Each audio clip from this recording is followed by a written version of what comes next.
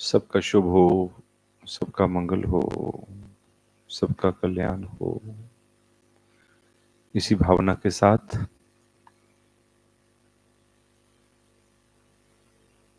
श्रद्धा भाव की कड़ियों को जोड़ते हुए 20वें एपिसोड की ओर बढ़ रहे हैं। ये सत्र, ये एपिसोड भी हमारे लिए कल्याणकारी हो, कुछ ग्रहण कर सकें, इसी भावना के साथ, सबके कल्याण की भावना के साथ आगे बढ़ते हैं।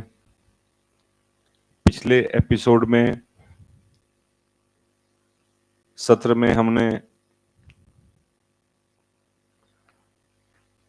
सत्य अनुराग की बात की थी। उसका थोड़ा पक्ष देखा था। एक पक्ष सत्यवादिता, उसके 7 और हिस्से हैं जिन पे कभी फिर विस्तार में चर्चा होगी। दूसरा विषय लिया था सादगी, और तीसरा था समझ।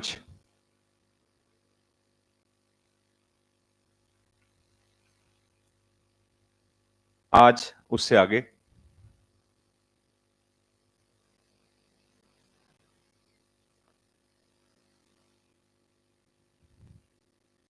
संस्कारशीलता।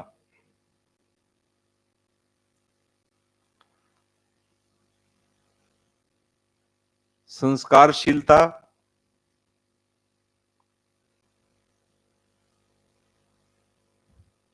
अच्छी वैल्यूज,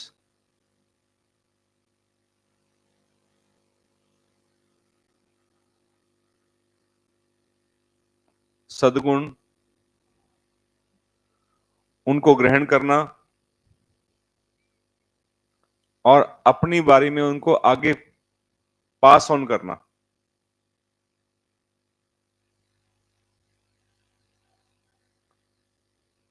जहां तक प्रोग्रेस की बात है, एवोल्यूशन की बात है, विकास की बात है, किसी मटेरियल के ऊपर काम करना हो, उसका विकास करना हो। मेरे सामने माइक रखा है, ये चश्मा है, घड़ी है, या मोबाइल है, या कोई मेटल का पार्ट बना है, जिन चीजों को हम यूज करते हैं, उनकी तरक्की करनी है, उनकी बेहतरी करनी है, तो हमें उसकी कंपोजिशन पर काम करना पड़ता है। कंस्टिट्यूएंट्स पे, कंस्टिट्यूएंट्स क्या है उसके, किन चीजों से मिलकर वो चीज बनी है, उसके ऊपर काम करेंगे तो क्वालिटी बेटर होगी। इस मटेरियल की क्वालिटी कैसे होगी बेटर, इसके कंस्टिट्यूएंट्स कौन से हैं, कौन कौन से चीजें मिलकर ये चीज बनी है, उनकी मात्रा कम ज्यादा करेंगे, यही रिसर्च होती है। खासतौर पे अगर आप मैकेनिकल में जाएं, मटेरियल साइंस में जाएं, मेटलर्जी में जाएं, तो मटेरियल के ऊपर रिसर्च होती है कि मटेरियल के कौन से गुण हैं और कौन से गुण चाहिए, कैसे क्वालिटी इंप्रूव करें। तो मटेरियल की कंस्टिट्यूशन पे काम करना है, कंपोजिशन पे काम करना है। ये तो होगी भौतिक जगत की बात, भौतिक वस्तुओं की बात। इस पे बड़ा विकास हो रहा है समय के साथ साथ। टाइल्स, चीजें, आपके नल, जो टैप्स हैं, इनकी क्वालिटी कैसे बेटर होती जाती है। हम कहते हैं पहले इस क्वालिटी की चीज नहीं आती, अब इस क्वालिटी की चीज आती है, क्योंकि उस चीज से बना है, उसकी कंपोजिशन पर, उसके कंस्टिट्यूशन पर काम हुआ है। इससे आगे अगर हम चलें तो दूसरा लेवल आता है फिर वनस्पति जगत का।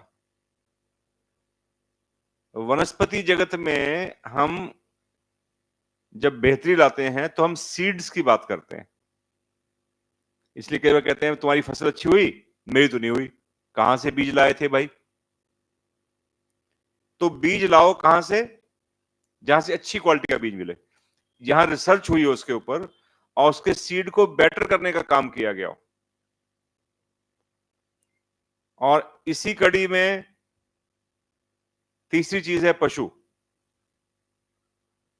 अच्छे घोड़े अच्छी नस्ल के होते हैं, हम कुत्ते भी कहते हैं, डॉग्स हैं, ये अच्छी ब्रीड का है, तो ब्रीड पे काम होता है उनके ऊपर। तो कहीं तो काम होता है कंपोजिशन पर, कहीं काम होता है सीड पर, बीज पर यानी कि, और कहीं काम होता है नस्ल पर यानी कि ब्रीड पर। मनुष्य पे जो काम होना है, मनुष्य को जो इवॉल्व होना है, मनुष्य को जो आगे बढ़ना है, वो काम होना है उसके संस्कारों पर। इसलिए कहते हैं, रिश्ता भी करने जाते हैं जब किसी का, तो कहते हैं भी क्या देखा था, बाहरी रूप रंग देखा या उसके संस्कार भी देखे, कि वैल्यू सिस्टम क्या है, उसकी समझ कहां है, ये जानकर उस पर काम कर कर ही हम मनुष्य को इवॉल्व कर सकते हैं। ना उसके सीड पे काम होगा मनुष्य के, ना उसकी ब्रीड पे काम होगा, उसके किस पे काम होगा, उसके संस्कारों पर, उसके वैल्यू सिस्टम पर। इसलिए कहते हैं बच्चों को क्या दो, फिर माँ बाप को भी जब कहा जाता है कि माँ बाप बच्चों को क्या दें, क्या कह दिया जाता है, अच्छे संस्कार दो, अच्छे अभ्यास दो, अच्छे गुण दो। और एक बात अक्सर ये शेयर की जाती है कि हम माता पिता के रूप में या अध्यापक के रूप में या किसी भी संबंध में हम बड़े हो सकते हैं, दादा दादी, नाना नानी, बुआ मासी, जो भी हम बड़े घर में हैं, अगली जनरेशन को हम संस्कार दे ही नहीं सकते। हम संस्कारों को देते नहीं है, हम संस्कारों को क्या करना होता है, जीना होता है। संस्कार दिए नहीं जाते, प्रॉपर्टी दी जाती है कि मैंने इसके नाम कर दी, धन दे दिया, जेवर दे दिया, कोई खाने की चीज दे दी, लेकिन वैल्यूज, अच्छे अभ्यास, अच्छे गुण, ये जिए जाते हैं, जीकर ही दूसरे के सामने आदर्श प्रस्तुत किए जाते हैं, और उससे वो कॉपी करता है, सीखता है, या उसको इनहेरिटेंस में दिए जाते हैं। तो बड़ा भारी गुण है इस स्वभाव का कि कोई व्यक्ति संस्कारवान है, संस्कारशील है, उसका स्वभाव है कि अच्छे संस्कारों से चलता है। तो एक दूसरे के अच्छे संस्कारों से भी हम प्रेरित होकर खुद भी संस्कारवान बन सकते हैं, और अपने जीवन से प्रेरणा देकर दूसरों को भी संस्कारवान बनने में हेल्प कर सकते हैं। इसमें कई बार ज्यादा चीजें मान्यताओं और कर्म कांड में भी जुड़ जाती हैं, उनसे कोई विशेष लाभ इंसान का होता नहीं है, लेकिन अगर भाव अच्छे हो किसी कार्य को करते हुए, तो उस भावना से लाभ हो सकता है। इसलिए ध्यान रखने वाली बात है कि किसी काम को करते हुए भी भावना का बड़ा महत्व है। तो खाली संस्कार के नाम पे इंसान कर्म कांडों को न ढोता रह जाए कि होता है, होता रहेगा, करते चलें, और भाव शून्यता आ जाए, तो उससे भी कोई बहुत लाभ नहीं होता, कोई निकलता नहीं ज्यादा उससे। इसलिए उसके पीछे जो भावना है किसी चीज के पीछे, और वो भाव पर आधारित है, उस पर फोकस रहेगा, तो निश्चित रूप से ऐसा संस्कार, ऐसा अभ्यास अपना व दूसरे का हित साधन कर सकता है। चलें आगे। चलिए,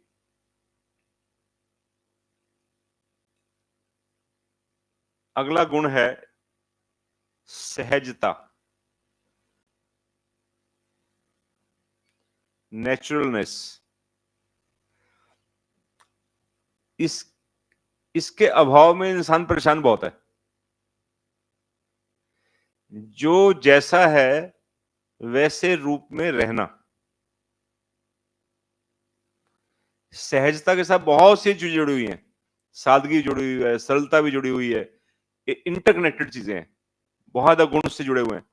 सहज ना व्यक्ति हवा में होता है, उसके पांव धरती पे नहीं है, एक स्पिरिटी कम्प्लेक्स में नहीं है, सहज व्यक्ति सुपीरियर महसूस नहीं करता, वो गुणों में विशेष होकर भी, योग्यताओं में बेहतर होकर भी दूसरों से यही महसूस करता है कि I am not special, I am more blessed. मेरे पे माँ बाप की, बड़े बुजुर्गों की, पूर्वजों की, धर्म साथियों की, किसी माहौल की, किसी वातावरण की, किसी गुरु शिक्षा की, there can be number of reasons behind that. इन सब की क्या ज्यादा है, कृपा ज्यादा है। मुझे ये मौका ना मिला होता ऐसे इनहेरिटेंस में अनुवांशिक रूप से ऐसे गुणों को धारण करने का, तो मैं भी ऐसे आम आदमी की तरह होता, मैं भी ऐसी बात ना कर रहा होता। तो I am grateful, I am thankful to the inheritance given to me, जो मुझे अनुवांशिक रूप में ऐसे परिवार में जन्म लेने का मौका मिला कि मुझे ऐसे गुणों को धारण करने का मौका मिला, इसलिए मेरी चितवन, मेरी बातचीत औरों से भिन्न है या बेहतर है। तो बेहतर होकर उसका गुमान नहीं आएगा, बल्कि उसके लिए रिस्पॉन्सिबिलिटी बढ़ जाएगी। The moment you feel they are more blessed, आपको लगता है मेरे पर कृपा अधिक है, तो कृपा रिटेन कैसे रहती है? बहुत लोग कई बार बहुत योग्यताएं लेकर आते हैं, लेकिन बहुत आगे तक नहीं बढ़ पाते, बीच में रह जाते हैं, और कई बार उल्टा फिरा रहता है, योग्यताएं घटने लगती हैं। उसका मुख्य कारण क्या है? जैसे स्पेशल समझा आपने अपनी किसी योग्यता को, चाहे वो सेवा का भाव है, चाहे बोलने की योग्यता है, चाहे गाने की योग्यता है, जितनी योग्यताएं हैं, चाहे वो मीडियमशिप की योग्यता हो सकती है, किसी के अंदर राइटिंग की योग्यता हो सकती है, लेख लिखने की योग्यता हो सकती है, किसी के अंदर वार्तालाप की योग्यता हो सकती है, बहुत सी योग्यताएं होती हैं इंसान में। अब वो अगर गाइडेड नहीं है उच्च भावों से, अल्टीमेटली वो योग्यताएं भी धीरे धीरे उस पराकाष्ठा पे नहीं पहुंच पाती जहां तक पहुंच सकती थी। असल में हम अपने विकास में हम खुद ही रुकावट है, दूसरा नहीं है। अपने विकास की धुन भी हम अपने आप लाके अपने आप को आगे बढ़ा भी सकते हैं, और अपनी गलतियों से अपनी योग्यताओं घटा भी सकते हैं, और देखना बड़ा मुश्किल होता है, वाकई में मुश्किल होता है। तो इसलिए बहुत कीमती बात ये है कि ना तो हम हवा में उड़े, स्पिरिचुअलिटी का भाव रहे कि मैं औरों से बेहतर हूं, औरों को तुच्छ समझें, इससे भी हानि की संभावना है, और किसी का भला होने की संभावना भी घटती जाती है, क्योंकि सामने वाला आपके साथ डिस्कनेक्ट हो जाता है। फिर जब आप हवा में होते हैं तो वो फिर आपसे वो कनेक्शन नहीं बना पाता, अब जब जुड़ नहीं पाता तो आपके लाभ भी नहीं ले पाता। और दूसरा है कि धरती में गड़ा हुआ महसूस मत करें अपने आप को, जिसे कहते हैं इंफीरियरिटी कम्प्लेक्स, मैं बहुत तुच्छ हूं, मैं बहुत हीन हूं, मैं तो बर्बाद हो गया, मैं तो खत्म हूं, मैं कुछ है ही मेरे पास ही नहीं। अगर ऐसा करते रहोगे फिर दूसरा तुमसे क्या सीखेगा भाई? तो एक हेल्दी बैलेंस बहुत जरूरी है कि ना तो पताल में जाना है और ना हवा में उड़ना है, रहना कहाँ है? धरती पे। इसी लोग अप्रिशिएट भी करते हैं ऐसे आदमी को, कहते वो फलां सज्जन है ना, फलां महिला है, फलां पुरुष है, वो आंटी है, वो श्रीमान है, ऐसे नाम लिख, वो ना बहुत डाउन टू अर्थ है। होती है तरीके इस बात की, पीठ पीछे कहते हैं डाउन टू अर्थ है। इसका मतलब योग्यताओं के बावजूद ना तो उनके पांव जमीन से उखड़े हैं, सफल होने के बाद भी पांव जमीन पे रहे। संगीत में भी आता है, हूं सफल में हर कदम पर ऐसी कृपा कीजिए, उसका अंतिम पद यही है, छू लू मैं सफलता की सीढ़ियां चढ़कर किसको? आसमान को छू लूं, लेकिन मेरे पांव कहां रहे? धरती पर रहे। तो इसलिए सहज रहना, नेचुरल रहना बहुत जरूरी है, ताकि इससे अपना भले की संभावना भी बढ़ती है और दूसरों पर भी इस चीज का अच्छा असर पड़ता है। बहुत लोग तो अपनी जिंदगी खराब कर लेते हैं इस चक्कर में कि नेचुरल नहीं हो पाते। मान लो आर्थिक हालात नहीं है, तो दूसरे से देखकर कंपटीशन में आकर झूठे दिखावे, इसका दिखावा इसका उल्टा रूप है। दिखावे में इतनी एनर्जी इंसान की लगती है कि जैसी मेरी शक्ल नहीं है लेकिन वो दिखे सुंदर, और कई बार इतने फुअड़ ढंग से मेकअप करते हैं लोग कि बंदे को लगता है यार अपना मुंह धो ले, अच्छा है तू, या देख कुछ हो गया, बस रहने दे बस। और स्थायी रूप से सुंदरता जो नेचर की दी हुई है वो भी बिगाड़ लेते हैं। पहले तो सुंदरता थी बेचारी लुटी पिटी सी, उसको ठीक करने दिखावे के चक्कर में जो थी वो भी खो दी, और ऐसी स्किन बना लेते हैं अपनी, ऐसी हेल्थ कर लेते हैं कि अब वो उतने लायक भी नहीं बचे जितने थे। कौवा चला हंस की चाल, अपनी चाल बुल बेटा। यार तुम नेचुरल लेते क्यों चक्कर में पड़े इतने, इतना भागा मगाई क्यों मचाई आपने? और हर एक को समझ में आता है कि आपने क्या कर रखा है, आप कैसे हैं। दिखावे की चीज समझ में आ जाती है, केवल लोग कह भी देते हैं आपसे में, ये खर्च कर रखा ना, ये उछला हुआ पैसा है इनके पास, है ना, ये गंभीर नहीं है, ये खानदानी अमीर नहीं है, ये कैसे हैं, कल कल के बने हैं और ये दिखावे में विश्वास करते हैं। तो दिखावा दिख जाता है, और दिखावा जिस पर्पज के किया कि मेरा मान सम्मान हो, वो तो होता ही नहीं है, वो तो सारे कह रहे कुछ ना कुछ। और वैसे भी लोगों ने नाम तो धरना ही होता है, वो किसी ने बड़ी मेहनत करके दिखावे के चक्कर में बड़ा एक्स्ट्रा एक्सपेंडिचर किया, बहुत ज्यादा पैसा खर्च कर दिया, उधार भी ले लिया, कुछ अपना बेच भी दिया। तो ये सहजता नहीं है। सहज ये है कि जैसे हो वैसे एक्सेप्ट कर लो अपने आप को।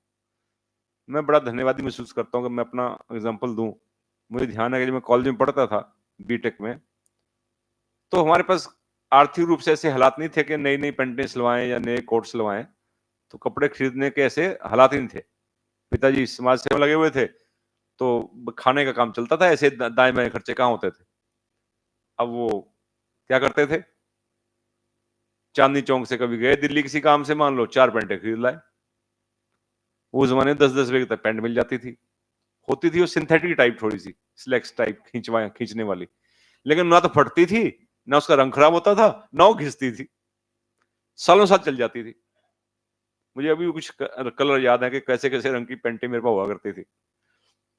तो साथी विद्यार्थियों को तो बड़ा मौका मिलता है कि लो जी, इंजीनियरिंग कॉलेज में पढ़ रहे, जनाब थर्ड ईयर में हो गए, अपने आप इतनी बड़ी चीज समझे, और पैंट ऐसी पहन रखी 10 रुपए वाली। उनको अंदाजा होता है कि क्या पहन रखा है। मैंने कहा भाई मेरे पास तो ऐसी ही, और मैं यही पहनूंगा, ठीक। तुम्हें बहुत हमदर्दी हो रही हो, प्यार आ रहा हो मेरे ऊपर, तुम ढंग की खरीदवा दो मेरे को, मैं पहन लूंगा, धन्यवाद भी दूं तुम्हें। तो उसके लिए शेम फील नहीं हुआ, बल्कि प्राउड फील हुआ कि मेरे पिता की सेवा के अच्छे काम में लगे हुए हैं, तो उसके कारण ये स्थिति है, लेकिन इसके लिए प्राउड है, हमें कोई शर्म नहीं उसकी हुई, ना उसके लिए इन्फिनिटी कम्प्लेक्स है कोई, ना किसी का नुकसान किया, ना किसी को उल्टा कहा, ना उल्टा महसूस किया, ना किसी जेलसी की। जो है जैसा है वैसा है। फिर धीरे धीरे कई धर्म संबंधी मदद भी की, किसी ने अपना पुराना कोट दे दिया तो कोट पहन लिया, नहीं था तो नहीं पहना, जब था तो पहन लिया, उनको धन्यवाद दे दिया, और उनके लिए कृतज्ञता का भाव अब तक समाये हुए, जिन्होंने जब जब हेल्प की किसी स्टेज पर, उनके प्रति कृतज्ञता का संबंध आज तक कायम है, और वो घटनाओं से, चीजों से प्रमाणित होता है। ठीक है, उसको केवल बताया जाता सबके सामने कि कृतज्ञता के भाव से क्या क्या उनको रुपये किया, कैसे उनकी मदद की, उस उपकार के बदले में कैसा भाव रहे, कैसा जीवन का व्यवहार रहा, वो बताने की जरूरत नहीं होती, क्योंकि उसको पता होता है जिसके लिए पाया है, उसके लिए किया है। लेकिन उसके प्रति भी सहजता रही। तो इस भाव से कि जैसा है वैसे ही है, भाई जैसे ही है ऐसे ही। मुझे ध्यान है जब मेरा विवाह हुआ, बात चली सहजता की, तो लोन पे आराम से, क्योंकि सरकारी पक्की नौकरी थी इंजीनियरिंग कॉलेज में, एनआईटी में, तो लोन पे आराम से स्कूटर मिल सकता था। मुझे याद आती है उस जमाने में 91 की बात है, और 92 के शुरू में, दिसंबर में विवाह हुआ, तो 92 के शुरू में जनवरी फरवरी में स्कूटर की कीमत उस जमाने 18 के आसपास थी, 18,000। तो 18,000 का लोन मिलना एक आदमी को जिसको सरकारी पक्की नौकरी हो, कोई मुश्किल काम नहीं था, ईएमआई पे हो सकता था। लेकिन नहीं, हमारे पास जो है उसमें रहेंगे, हम जबरदस्ती कोई ईएमआई लेके, लोन लेके काम नहीं करेंगे, ये शुरू से भाव रहा। तो उसका लाभ ये हुआ कि जो था, जो उस समय हालात थे उसके अनुसार वो लूना होती थी छोटी सी एक, कई महीने तक, शादी से पहले भी और उसके बाद भी वो लूना पे ही घूमते रहे।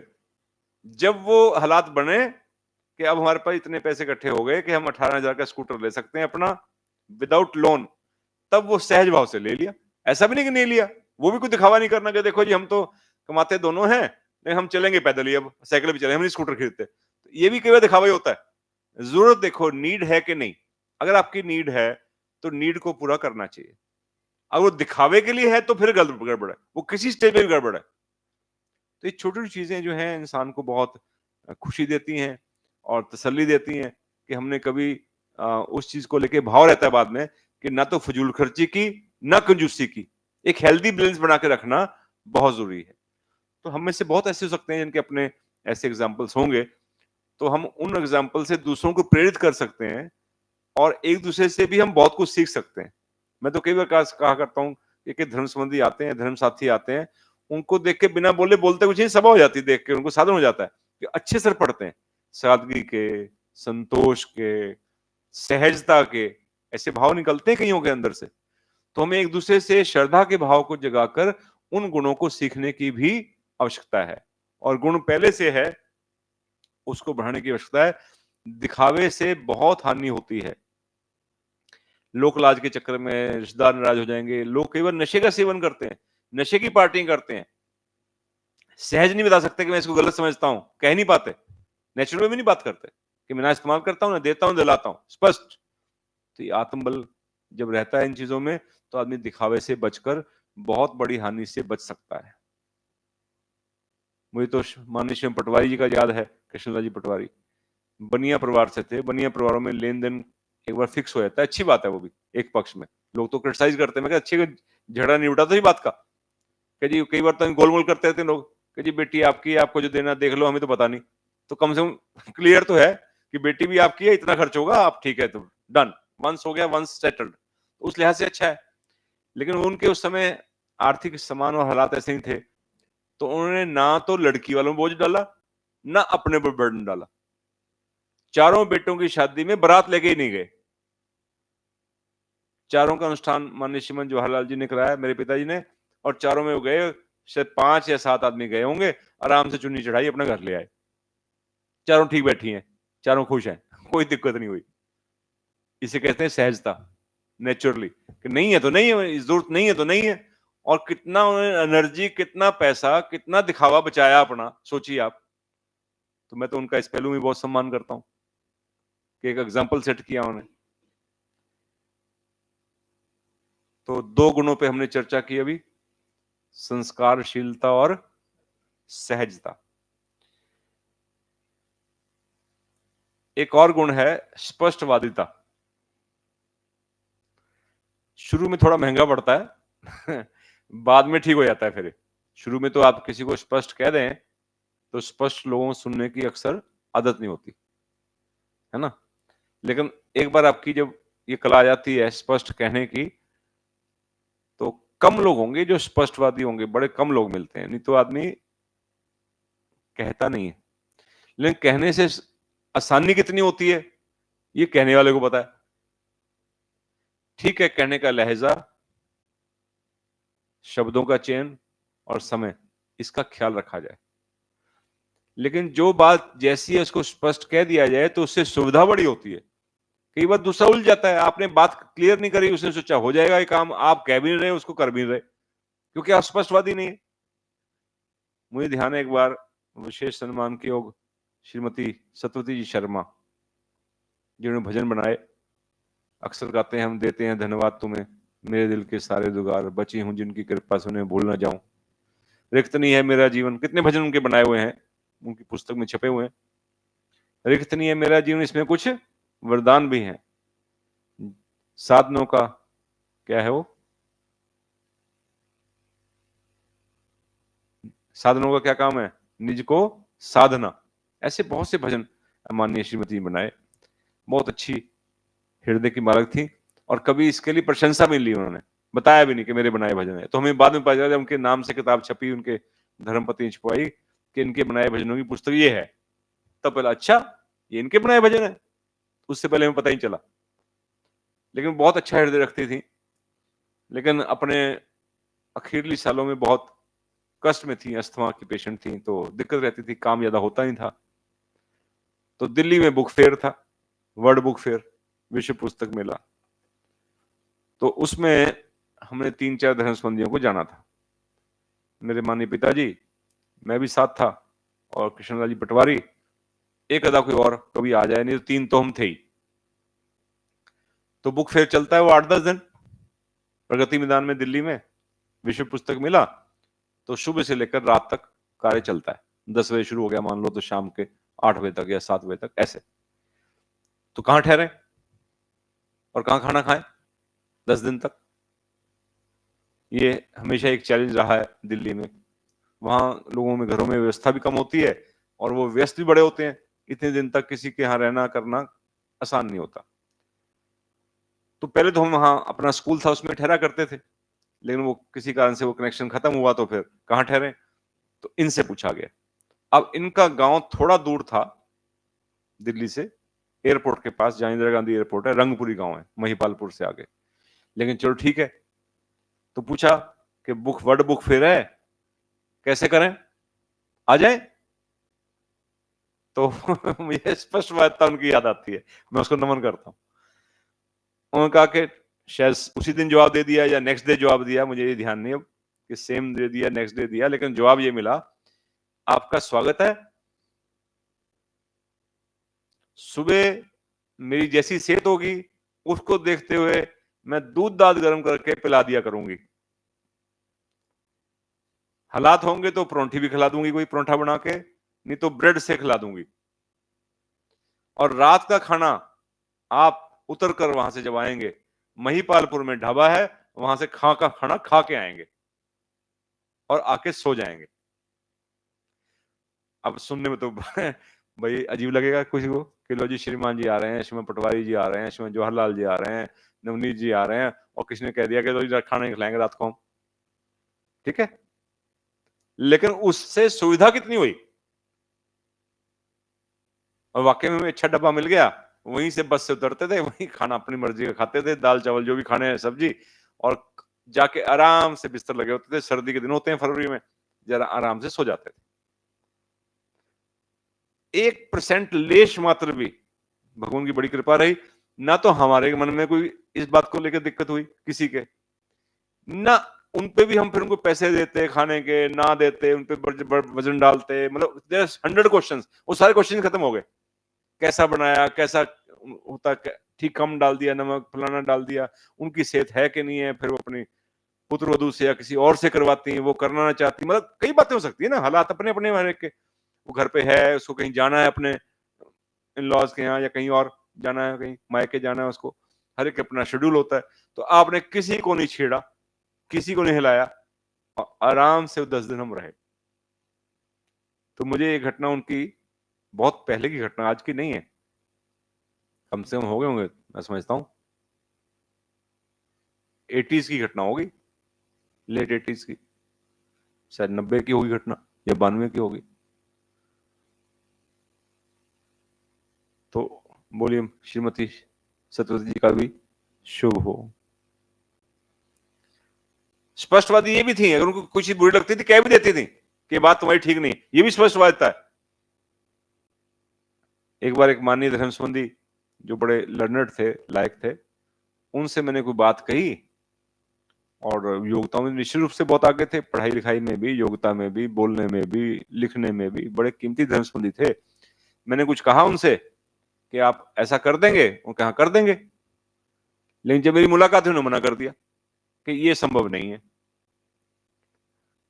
अब जब मैं लौट के आया तो उन्होंने रिपोर्ट लेती थी, आके लेटी होती थी बिस्तर में सर्दी में, तो दुबड़ी सी पड़ी होती थी, उसमें हाथ पकड़े बैठ जाती थी, हाथ लेके हाथ में, कि आप मेरी उम्मीदों की किरण है, आप भाग दौड़ करते हैं तो मेरे को लगता है मैं भाग रही हूँ ऐसे प्यार करती थी बहुत ज्यादा, कि बीमार रहती थी, उनको चलने फिरना बहुत दिक्कत थी, तो कोई ऐसी एक्टिविटी नहीं कर सकती थी, तो वो हमारे माध्यम से सोचती थी कि इनके शरीरों में मैं घुस के भाग रही हूँ एक्टिविटी ये कर रहे हैं, और कहा करती थी आप लंबी रेस का घोड़ा है, बहुत दूर तक जाएंगे, आपसे बहुत उम्मीद है। ये तब की बात है, 90s की, आज से कितने साल पहले। तो जब उनको हाँ आज क्या क्या हुआ, पूछती थी रिपोर्ट, कौन कौन मिलने आया, कौन कौन, कुछ धर्म संबंधी भी आया घूमते फिरते, फलां आया, फलां आए थे, सबकी डिटेल पूछती थी, कितनी किताब की, कैसे हुआ, कैसा इंटरेक्शन रहा, क्या एक्सपीरियंस रहा पूरे दिन का। तो मैंने कहा मैं उनसे मिला था, और क्या बेकार आदमी है, बात इतनी बड़ी और मौके पे मना कर दिया उन्होंने। अब मैंने ऐसे कहा तो उन्होंने बैठ गई, आंखों में पानी चल गया, और हाथ पकड़ रखा। मैं कहा आंटी क्या हो गया वो रोना शुरू कर दिया उन्होंने, कहते आपने अपनी श्रद्धा की हानि कर ली। इतनी बड़ी शख्सियत से कोई बात हुई है, उनकी अपनी को मजबूरी रही होगी, उन्होंने सही, मैं नहीं कह रहा हूं सही किया उन्होंने, मैं उसको अप्रिशिएट भी नहीं कर रही, लेकिन आपका ऐसा रिएक्ट करना उनके प्रति, अपने सम्मान को खोना, उनके प्रति श्रद्धा को खोना, ये आपके लिए बहुत बड़ी हानि का कारण बनने वाला है। ये मैं देख पा रही हूं कि उनसे और बहुत सी चीजें सीखी जा सकती थी, सीखी जा सकती हैं। तो किसी के लिए बोलने से पहले मुझे समझाया कि 100 बार सोचना चाहिए कि मुझे इस तरह से रिएक्ट करना है, नहीं करना, क्योंकि एक आदमी की पर्सनैलिटी होती है, उसका व्यक्तित्व होता है, उसमें कमी के बावजूद भी इस प्रकार से चिंतन करना आपकी श्रद्धा को उसके प्रति घटाता है, और जहां आपकी श्रद्धा घटी आपका विकास उतना कम होना शुरू हो जाता है, आप उल्टा पाड़ा पड़ना शुरू कर देते हैं। और जब तक मैंने सॉरी नहीं किया, मुझे थोड़ा समझने में टाइम लगा, जैसे हम जस्टिफाई करते हैं अपनी बात को कि बताओ ऐसे कैसे जब तक मैंने इसको समझा नहीं, तब तक उनके आंसू रुके नहीं। अगर स्पष्टवादिता ना होती इस पक्ष में, तो सुन के अपनी गांठ बांध लेती, बताओ इसकी आत्महानि होगी, तो मैंने क्या कहना है इसको, कुछ ना कहती, ये भी स्पष्टवादिता है। कि उनको जितनी तारीफ करती थी, जितनी महिमा का गान करती थी, खूब एप्रिशिएट करती थी, वो अलग बात है। लेकिन अगर उनको लगा कि इसका स्टेप सही नहीं है, तो वहां उन्होंने स्पष्ट रूप से उसको रोकने की कोशिश की, उसको रेक्टिफाई करने की कोशिश की। याद करता हूं बड़ा विनम्र भाव से, शुभ हो, कि भगवान ने कैसे धर्म संबंधी दिए हैं जो हमारे विकास में भी सहायक है, हमें आगे बढ़ाने में भी सहायक बनते हैं, लेकिन ऐसे गुणों को धारण करके हमें गलत दिशा में जाने से भी, ब्रेक लगाने में भी सहायक होते हैं कि so far is good but this is not good. यहां रुको।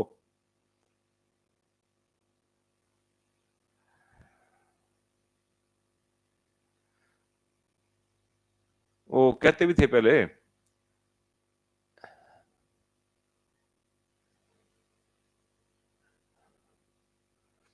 कि एक बार ना कर देना ना, ये ना करने की कला भी बहुत बड़ी कला है। स्पष्टवादी जो नहीं होता, ना भी नहीं करता, करता भी नहीं।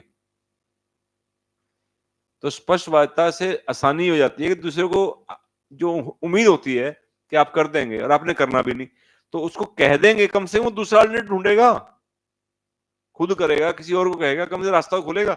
आपने डबल नुकसान किया, तो काम को मना किया आपने और मना भी नहीं किया, ये तो किया नहीं और तो मना भी नहीं किया, वो खुद भी करने से गया। तो बात जैसी है उस तरह स्पष्ट कहने की आदत होनी चाहिए। सुनने वाले को, तीसरे को अजीब लग सकता है, लो जी कैसे मना कर दिया, तो आदमी कहेगा भाई ऐसी बात नहीं है, ये स्पष्टवादी है। ये बात अपनी साफ कर देता है, रखता नहीं है दिल में, है ना।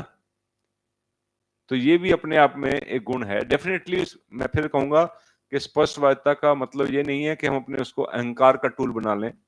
हमारे कहने का लहजा, तरीका और टाइमिंग बहुत इंपॉर्टेंट है, वो सलीके से हो, इसका भी बहुत ध्यान रखने की जरूरत है ना।